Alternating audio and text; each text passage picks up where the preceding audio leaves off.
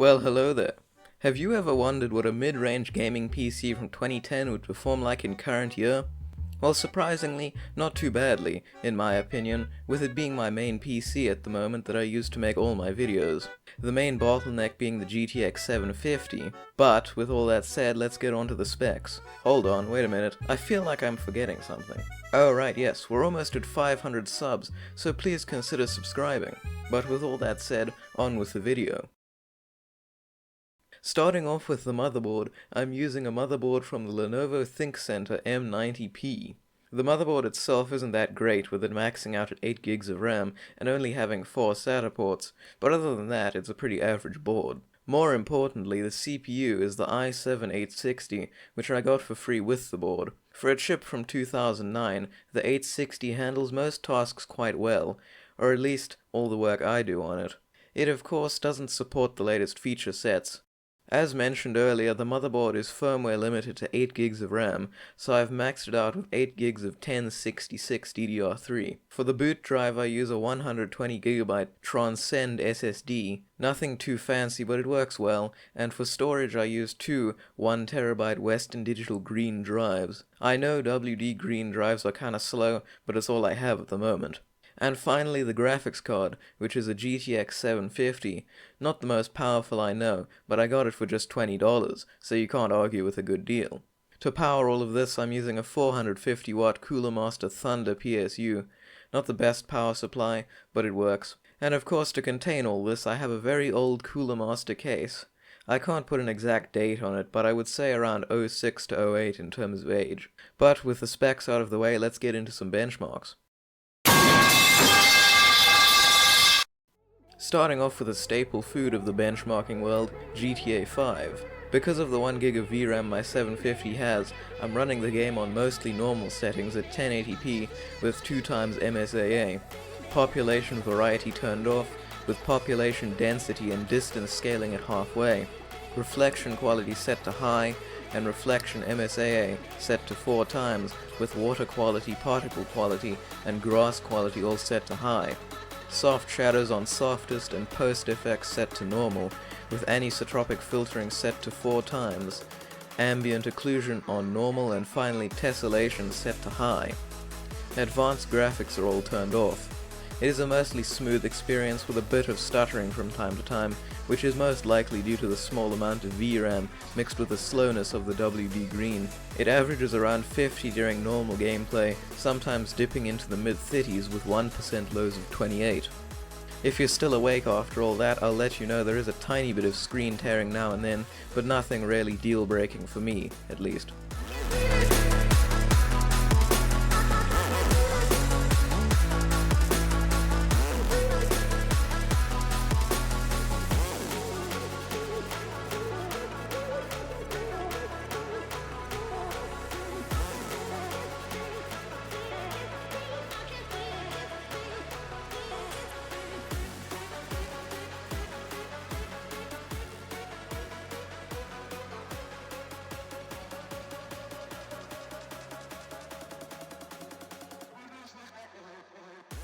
Just Cause 2 runs very well at max settings with the bokeh filter turned off. It rarely dips below 30 with an average of 47 with 1% lows of 22.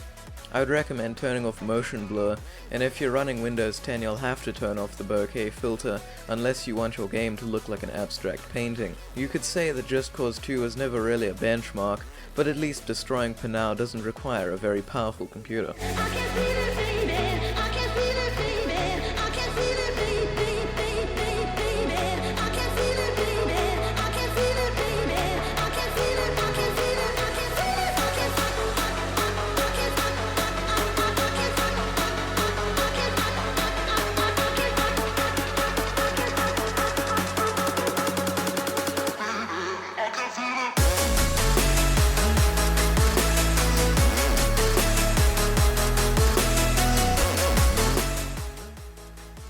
Similar to GTA 5, Dota 2 is another victim of the WD Green's poor read speeds. but apart from the WD Green's tyranny, it runs really well with the quality slider set at the third mark, at least as long as you're happy with 30 to 40 FPS. It runs constantly in the mid-30s, sometimes dipping into the mid-20s. You could probably drop the quality a bit and improve performance, but as it is, it's still quite playable.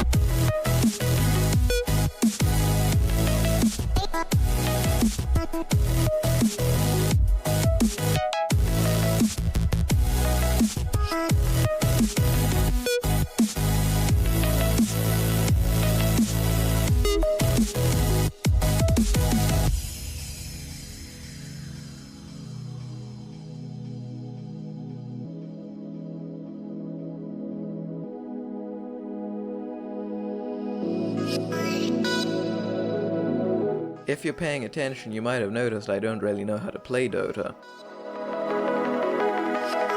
Need for Speed Rivals runs incredibly well at 1080p ultra settings, with it being an almost fully stutter and microtransaction free experience. The game runs at a locked 30 FPS with 1% lows of 15, mostly because of just how well optimized this game really is.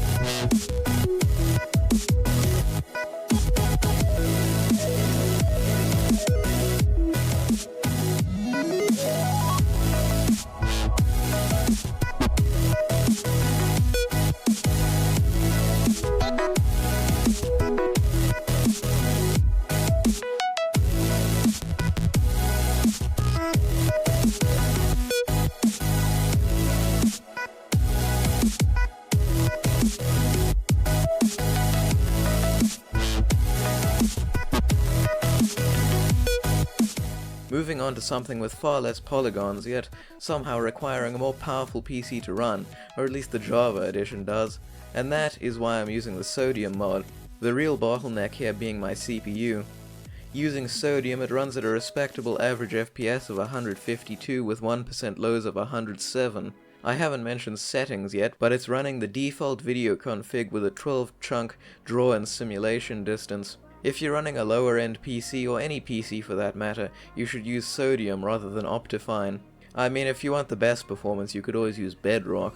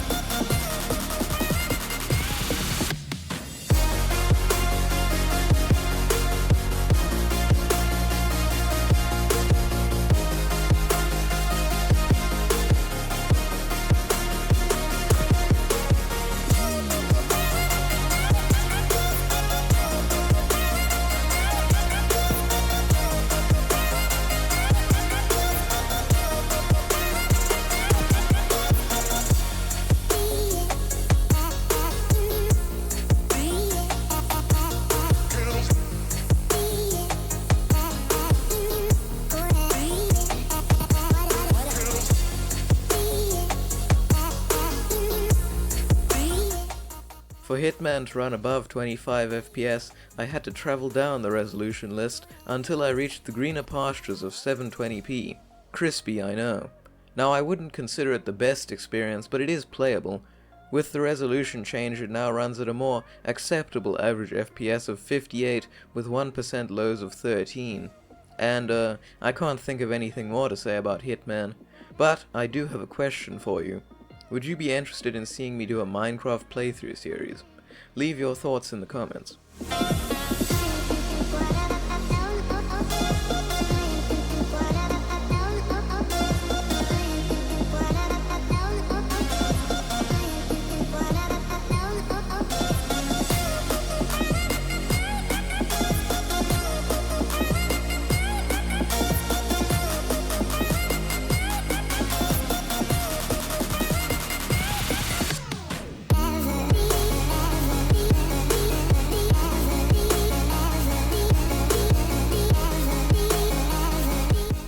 Now you might say Portal isn't really much of a benchmark, and to that I would respond, well, you're gonna watch it anyway. Oh right, yes, settings. It's running at 1080p max settings with a pretty much locked 60 FPS, never really dropping below 58. Once again, I can't think of anything more to say, so please enjoy some unedited footage.